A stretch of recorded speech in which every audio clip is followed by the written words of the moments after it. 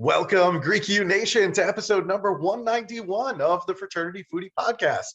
I am your host, Mike Ayalon, CEO of Greek University. I'm a speaker and two-time author. Our second book, From Letters to Leaders, Redefining New Member Education and Leveraging Belonging to Eliminate Hazing, is available now, so go and pick up that book today on Amazon.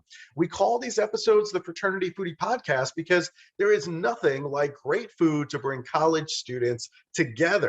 Fun fact, just like our next guest, The 7 Habits of Highly Effective People by Stephen Covey is one of my favorite books.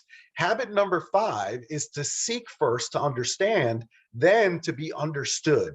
That is the biggest mistake that I see most people in our industry make, is that they're always trying to push a particular solution onto a person, but they don't actually try to understand this person's pain points or what their problems are.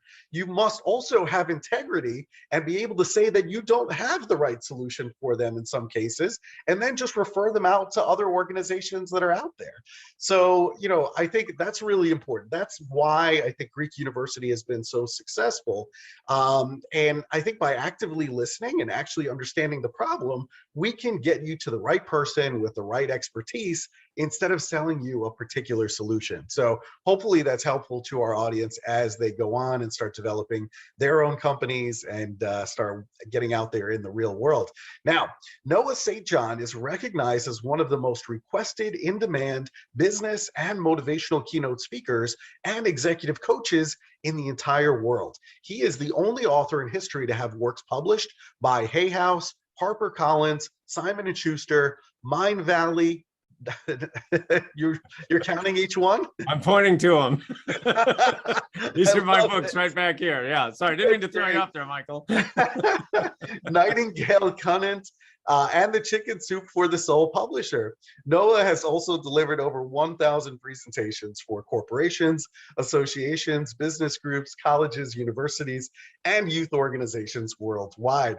He speaks for groups ranging from 25 to 25,000 and is a regular interviewee on TV, radio, podcast, print, and also online media. Welcome to the show, Noah. Well, thanks, Michael. Great to be here. This is going to be a lot of fun. I can tell already as you're pointing out all the different books behind you that you've written. I think that's great. I need to start doing that as well, but I don't have as many books published. It's just me too. Just hold them up. That's all you need to do. So you actually grew up in one of my favorite places in the country, Kennebunkport, Maine, which is also one of the wealthiest communities in New England.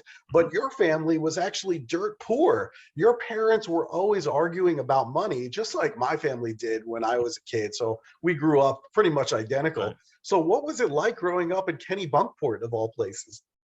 Well, it was fun and it sucked at the same time. I mean, so the point is, it was, Kennebunkport is one of the wealthiest communities in New England, and my family was dirt poor. I mean that literally, by the way, because we lived at the bottom of a dirt road in a drafty, unfinished house that my parents ended up losing to foreclosure. So from a very young age, I was painfully exposed to the gap, the chasm between the haves and the have-nots. The haves was everyone else in the community. The have-nots was my family. Now you hear these speakers, they get on stage and they'll say something like, well, we were poor, but we were happy. We didn't know we were poor. Well, in my family, we freaking knew we were poor because my mother, bless her heart, reminded us every day that we were poor and miserable. So it wasn't happy, it sucked. And so, from a very young age, I hated that life of poverty and fear, lack, not enoughness. That's what I grew up in. But I saw that right down the street, there was great wealth and abundance. So I said, how the heck do I get from here to there? Right. And nobody could answer the question because, it was just my family. I didn't have anyone to talk to. So I'm really known as the nerdiest nerd in the personal growth industry. I'm like the Sheldon Cooper of self-help because I'm such a nerd, and I've always been that way. So I just did what we nerds love to do, which is go to the library and start reading books. And so I read every book that I could find on self-help, personal growth, all the classics, Napoleon Hill, Stephen Covey, Dale Carnegie. And I really, really tried to apply them. And I really found that I couldn't apply them. Even as hard as I was working, I couldn't get them to work for me. So that's really what started really this whole journey and that eventually led to me starting my online business and publishing all these books, 15 books in 18 languages now. My 16th book is coming out, in just a little bit. But yeah, I mean, that's really how it all started.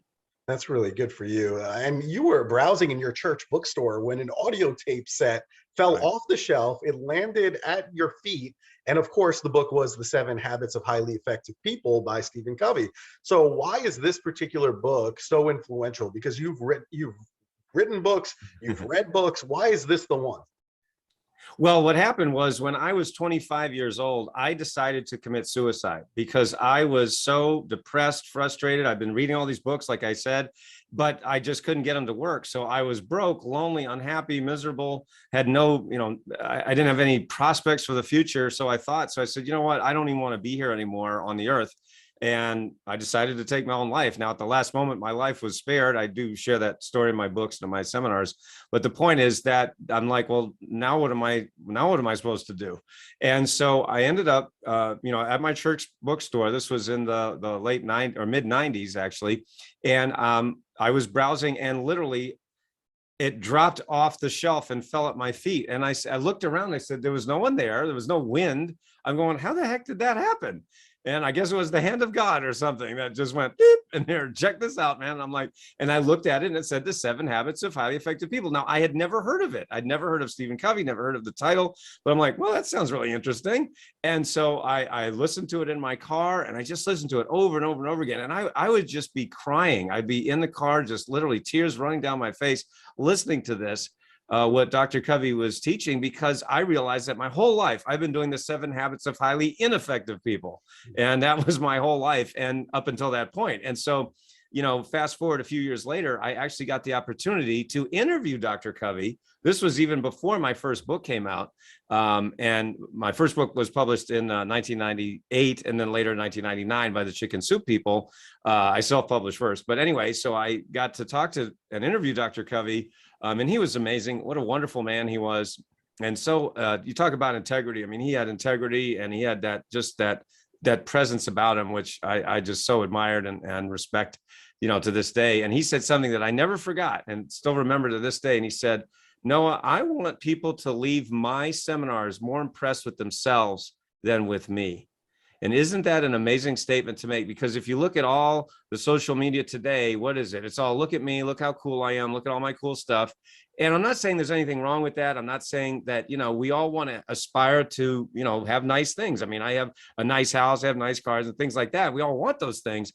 But the point is that, why are you doing that? Are you just doing it to say, look at me, look how cool I am? Or are you saying, listen, when you apply these systems, when you apply these formulas, these methods that we teach, you can do it too. And frankly, you could even do better than me. 100%. I have that book. Here it is right here.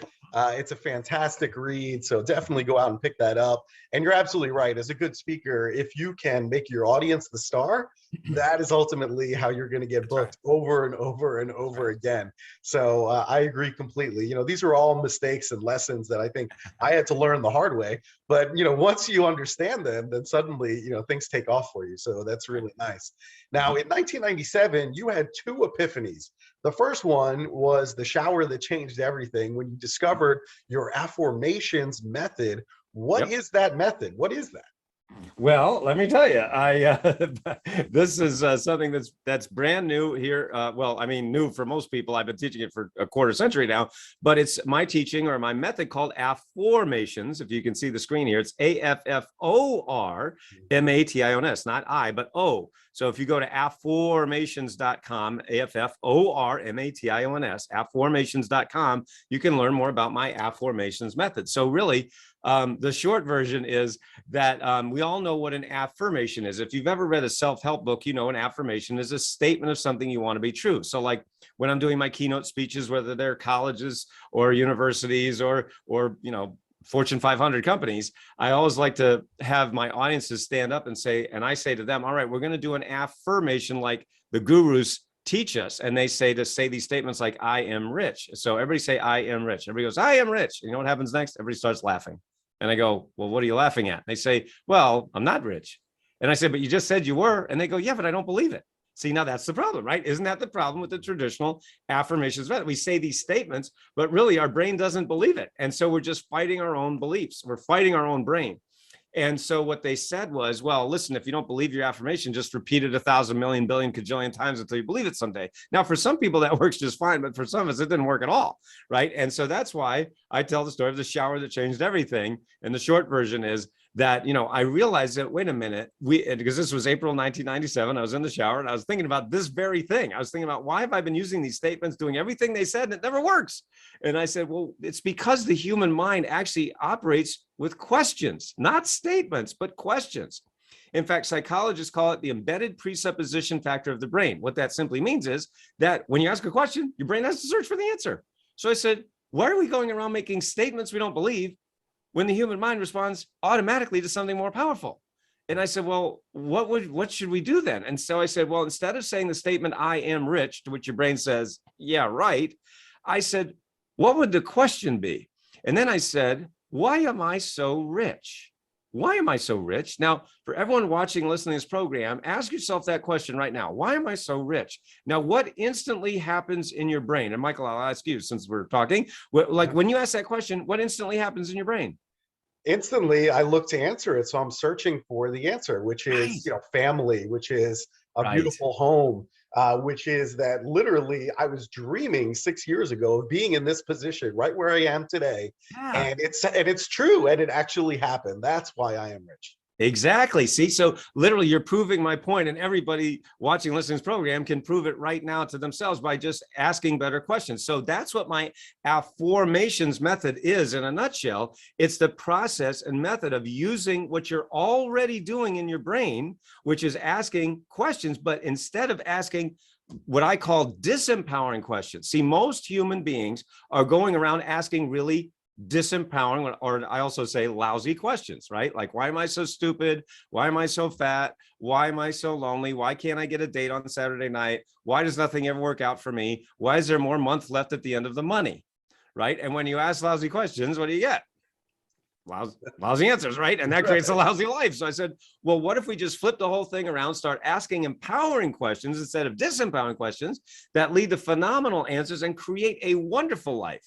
So standing in the shower, April 1997, I invented this method that we now call the AFFORMATIONS method. And since that time, over 1 million people around the world, and literally over 140 countries around the world, are using my AFFORMATIONS method. And it's really what we call the AFFORMATIONS revolution. I really like that. Go and pick up that book, AFFORMATIONS, AFFORMATIONS. That's fantastic. Now, let's talk about the second epiphany, because that was when you discovered the condition of success anorexia that causes self-sabotage and what you call the put on the brake syndrome. So talk to us more about success anorexia. Yeah, it's a mouthful. So I was at a seminar on eating disorders. So this was October 1997. So 1997 was my year for epiphanies. And so I was at a seminar on eating disorders, and I realized as the speaker was talking, I said to myself, I went, I'm not starving myself of food, but I am starving myself of something. What is it? And I realized that I was starving myself of success, meaning that I had all of the capabilities, all of the abilities to be very successful, but yet I wasn't successful. And I said, why? Why is this keep happening? And I realized that I've been studying all those success books, like I told you, and they all talked about it in the same way, in the sense that, when they were talking about like self-sabotage or holding yourself back, they would basically say this, well, listen, if you're holding yourself back, stop doing that.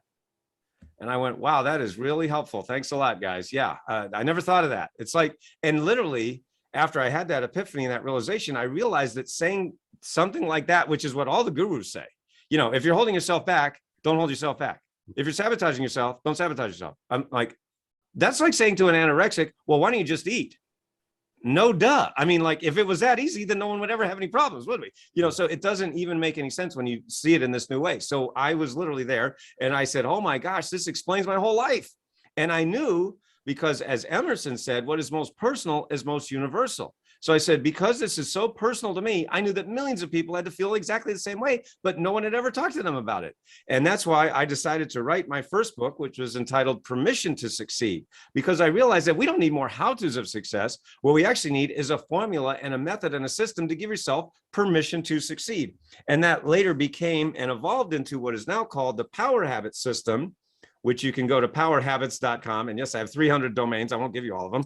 But anyway, so powerhabits.com, that's what became known as the Power Habit System. Or another way to say that is the unconscious habits of highly successful people. So it's so funny that, we talk about Stephen Covey, and he's my, my hero, the reason, my inspiration for getting this program, or this business, I should say, this industry. But what many people have said about my work is that my work starts where Stephen Covey's left off. Very cool. Well, that's certainly a very good guy to be modeling yourself after. Certainly Yes. very, very successful. No question about it. Now, college students, they often develop bad habits in life. I think they would all agree on that. So how do you break your worst habit in 21 days without using willpower? Well, it really comes down to what I teach in my books and in my seminars, my online programs, which is what is a habit. See, we're not taught what a habit is. We're just saying, well, if you have a bad habit, then break it. Don't do it. Like I said, that is stupid advice. It doesn't mean anything. Oh, thanks a lot. If it was all that easy, then no one would ever have a problem, right?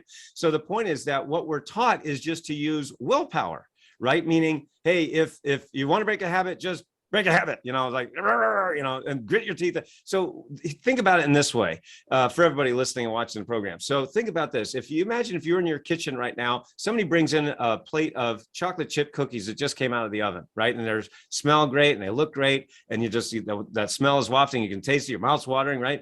And then they say to you, okay, now don't eat a chocolate chip cookie. Whatever you do, now I'm leaving. Don't have a chocolate chip cookie. All right, now I'm leaving, but don't eat one. I'm going to know if you eat one. No, I'm leaving. All right. What are you going to do? You're going to eat like 10 of them, right? You're going to, right? It's like, no, it doesn't work that way, right? That's trying to use willpower. It's stupid because we humans don't like to deny ourselves of anything, right? We want what we want. And that's unfortunately, or fortunately, what a habit actually is. So what I teach, in my books and my programs is what is a habit? Well, a habit is actually 5 stages. And it's actually very simple once you learn it, but it's the cue, routine, reward, craving, and belief. So very simply, it means what is the trigger that happens that cues or triggers the habit? What do you actually do when the habit is triggered? What is the reward that happens in the brain? What is the craving that occurs as a result? And then finally, what is the belief that actually is embedded in you? So take something like smoking, and a lot of course, teenagers are unfortunately smoking, but many of course want to quit, which is great. And I've helped people who had been smoking for 10, 20, 30 years, and they've been trying to quit. They tried everything. They tried hypnosis, the patch, everything, and they couldn't quit. They used my method. They were able to quit in less than 14 days, literally less than a month. And so anyway, my point is that once you understand what a habit is and why something gets triggered. So let's say it's stress. Let's say you're tired. Let's say it's you wake up. It could be anything that triggers you. And then it's just simply a matter of replacing that routine with something that's more healthy. Like instead of picking up a cigarette, you eat an apple or something, So the irony of habits is that you actually can't stop doing anything. What you do is you replace it. You can't stop a habit, but you can replace habits. Frankly, you can replace unproductive or unhealthy habits with healthy, productive habits that will lead you to your goal, to where you want to be in life. I absolutely love it. That is fantastic advice. The other thing I think about this time of year is that people are spending lots of money for the holidays. The Amazon truck doesn't stop coming by my house. I think he's got a direct line to my house now. Right. So how can we avoid the debt hangover that is going to be happening in this holiday spending season? Well, there's a lot of things. I'm interviewed on the media a lot, a year round, but, especially holiday times is a popular time for this topic. So just very quickly, a couple of quick tips you can do. Number one is make a list. Okay. Santa's not the only one that needs to make a list and check it twice. Right. So what happens is a lot of times, you're either online shopping or you're in a store and you're like, ooh, that looks good. And you fill up your cart.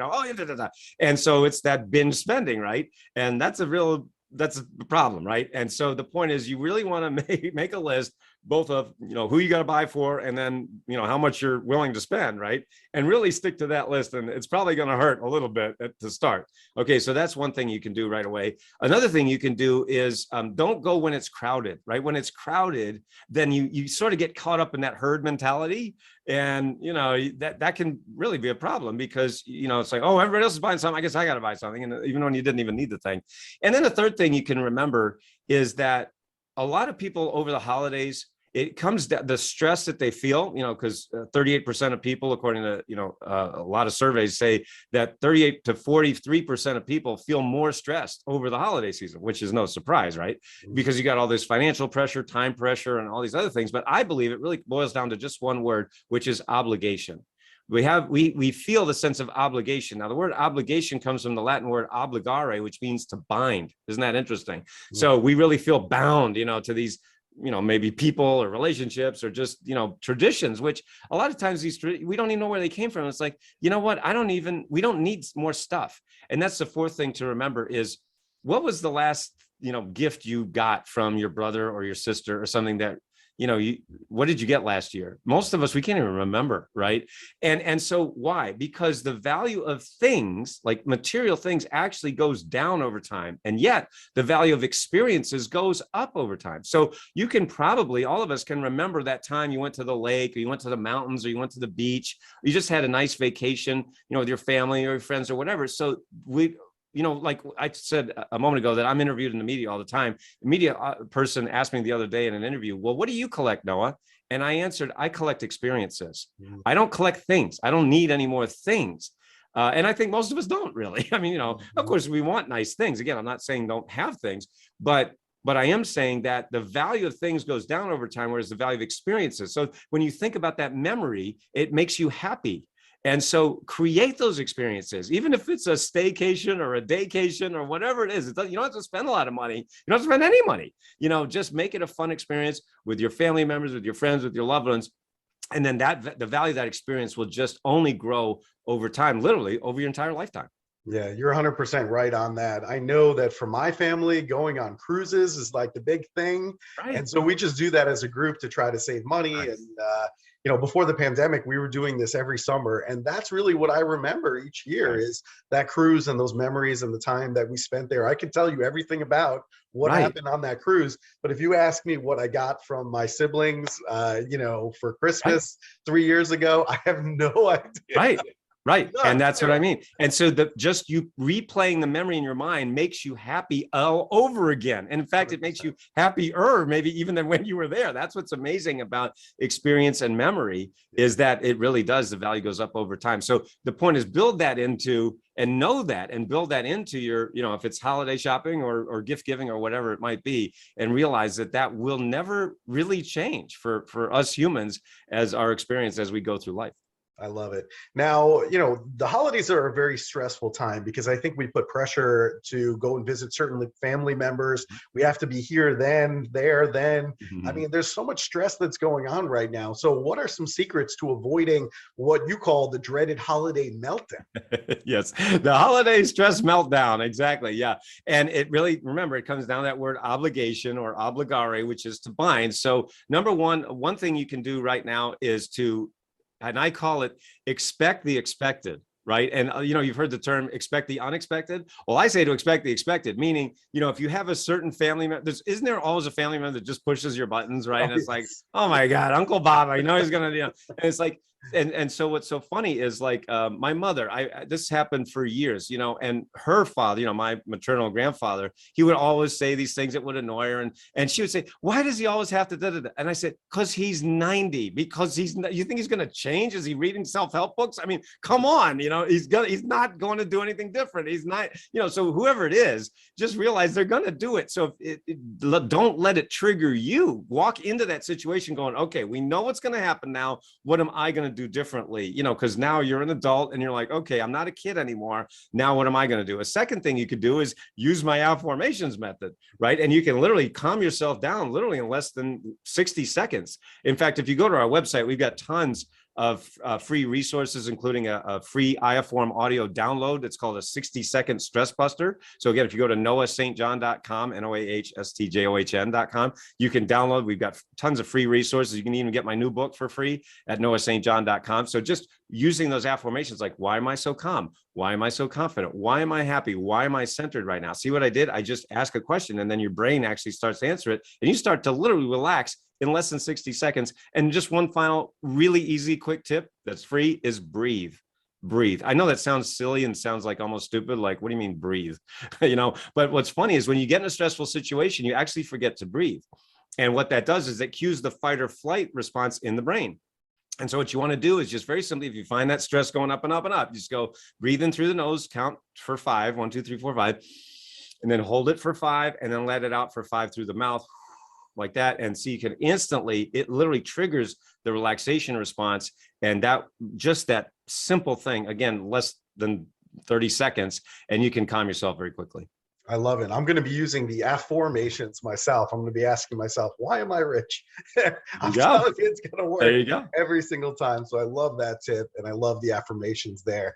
Now, I feel like college students right now are literally attached to their phones. It's like part of their body right now. Yeah. So what are some of the surprising mental health benefits that you've seen of just taking a break with your phone?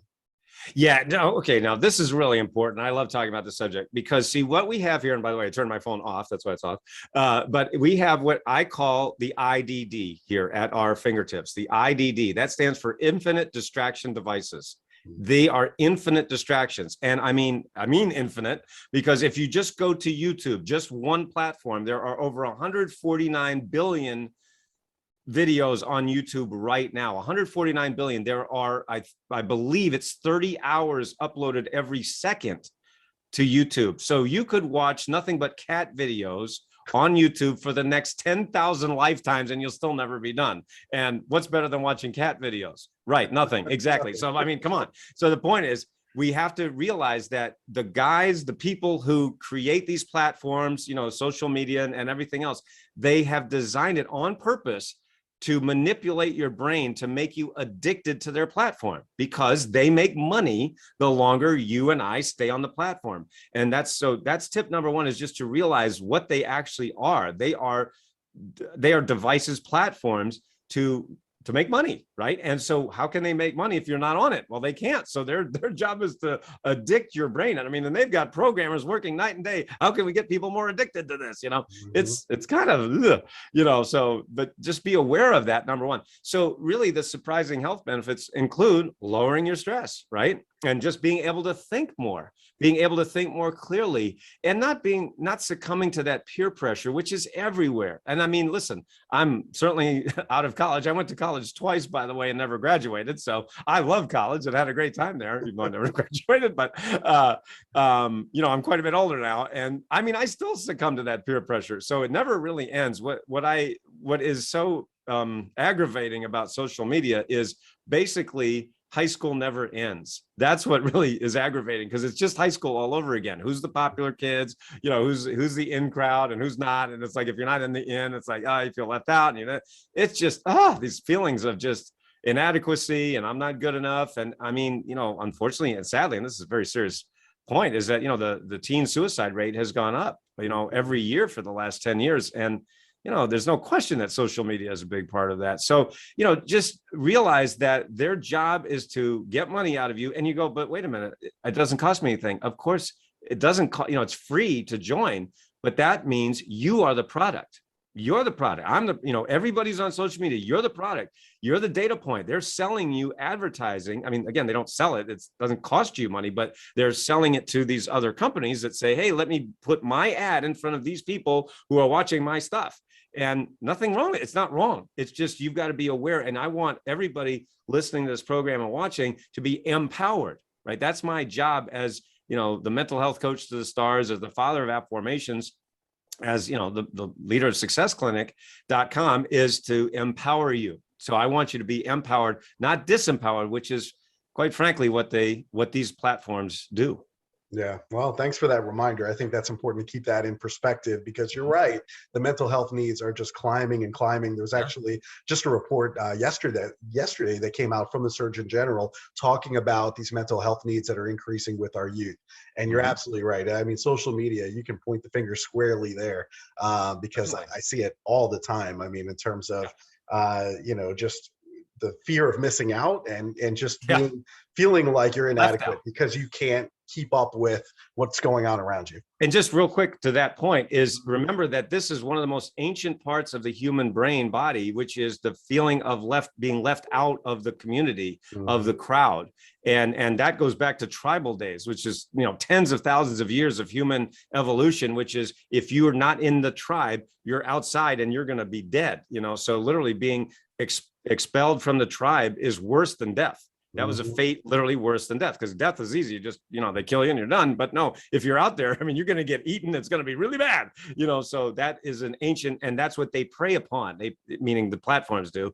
And it's sad. And so again, I'm certainly not suggesting, hey, don't ever use social media, because who would listen to that? That doesn't make any sense. But just be aware, be empowered so that you have the power, not them. Yeah.